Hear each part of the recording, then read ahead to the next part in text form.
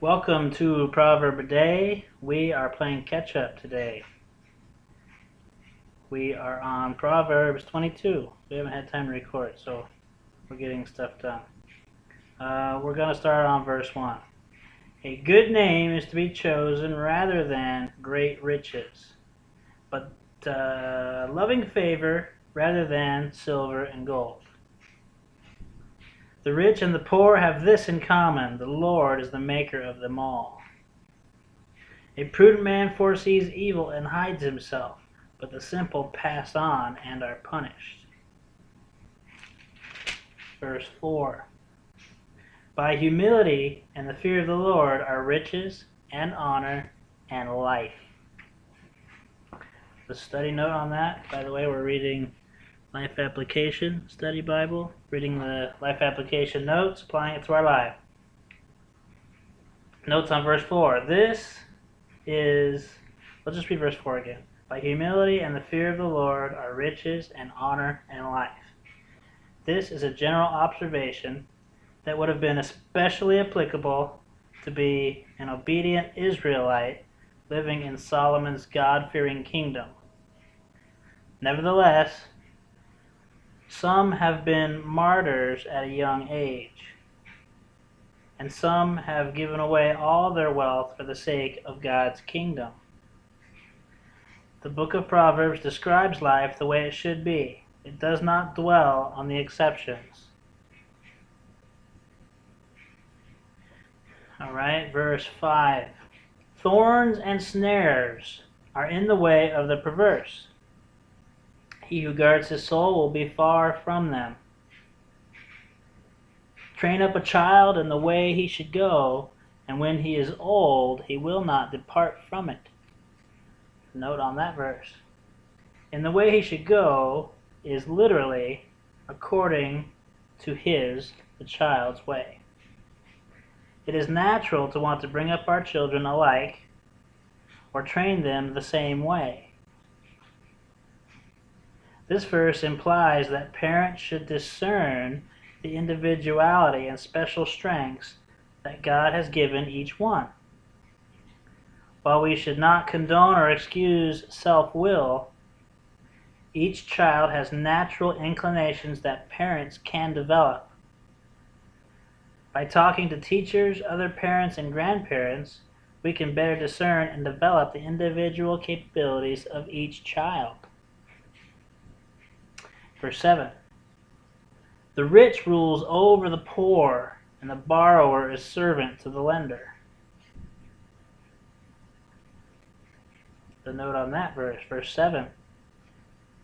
Does this mean we should never borrow?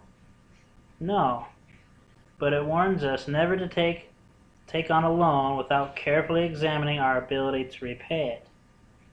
A loan we can handle is enabling. A loan we can't handle is enslaving. The borrower must realize that until the loan is repaid, he or she is a servant to the individual or institution that made it. Verse 8. He who sows iniquity will reap sorrow, and the rod of his anger will fail. He who has a generous eye will be blessed, for he gives of his bread to the poor. Cast out the scoffer, and contentions will leave. Yet strife and reproach will cease. He who loves purity of heart and has grace on his lips, the king will be his friend. The eyes of the Lord preserve knowledge, but he overthrows the words of the faithless. The verse on that, or the note on that verse. Knowledge refers to those who have knowledge, those who live right and speak the truth. It takes discipline, determination, and hard work to live God's way. But God protects and rewards those who make the commitment to follow him. Verse 13. The lazy man says, "There is a lion outside! I shall be slain in the streets!" There's a note on that verse too. This proverb refers to an excuse a lazy person might use to avoid going to work. This sounds silly to us, but that's often how our excuses sound to others. Don't rationalize laziness. Take your responsibilities seriously and get to work. Verse 14, the mouth of an immoral woman is a deep pit. He who is abhorred by the Lord will fall there. 15, foolishness is bound up in the heart of a child. The rod of correction will drive it far from him. Note on that verse. Young children often do foolish and dangerous things simply because they don't understand the consequences. Wisdom and common sense are not transferred by just being a good example. The wisdom a child learns must be taught consciously. The rod of correction stands for all forms of discipline or training.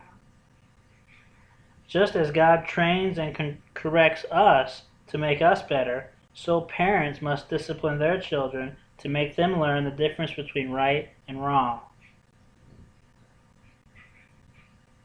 To see how God corrects us, it says to read Proverbs 3, verses 11 and 12. I'll let you guys do that. We'll go to 16. He who oppresses the poor will increase his riches, and he who gives to the rich surely will come to poverty.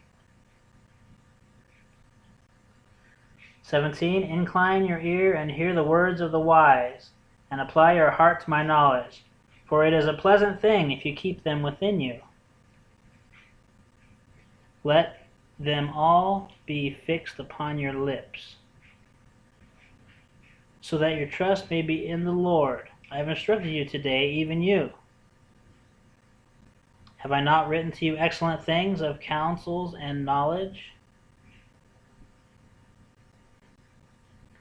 that I may make you know the certainty of the words of truth, that you may answer the words of truth to those who send to you? 22. Do not rob the poor because he is poor, nor oppress the afflicted at the gate. For the Lord will plead their cause and plunder the soul of those who plunder them. This proverb is a message of hope to people who must live and work under unjust authoritarian leaders. It is also a warning to those who enjoy ruling with an iron hand. It is also a warning to those who enjoy ruling with an iron hand. What I just said twice. So remember it. Sometimes God intervenes and directly destroys tyrants. More often, though, he uses other rulers to overthrow them, or their own oppressed people to rebel against them.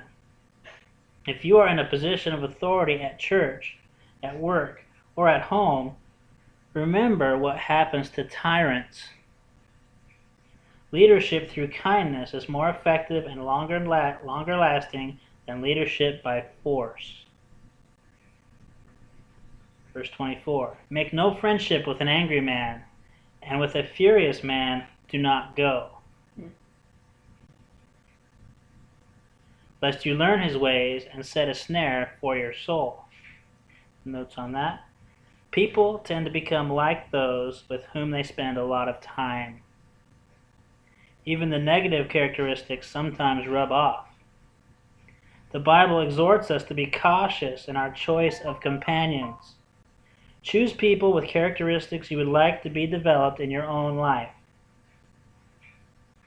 26. Do not be one of those who shakes hands in a pledge, one of those who is surety for debts. This verse is saying that it is wise to be slow to countersign a note or to be liable for another person's debt. 27. If you have nothing with which to pay, why should he take the bed from under you? 28. Do not remove the ancient landmark which your fathers have set. The note on that. In Joshua 13 through 21, the land was divided and the boundaries marked out for each tribe. Moses had already warned the people that when they reached the promised land, They shouldn't cheat their neighbors by moving one of the landmarks to give themselves more land and their neighbors less. You can read about that in Deuteronomy 19:14 and Deuteronomy 27:17. Gerrymandering, which is the changing of political boundaries so that one group of voters benefits and another loses, is a modern form of moving boundary markers. Interesting. 29, last verse. Do you see a man who excels in his work? He will stand before kings. He will not stand before unknown men. So that was Proverbs 22 for the 22nd of the month. And we wish that you have a blessed day.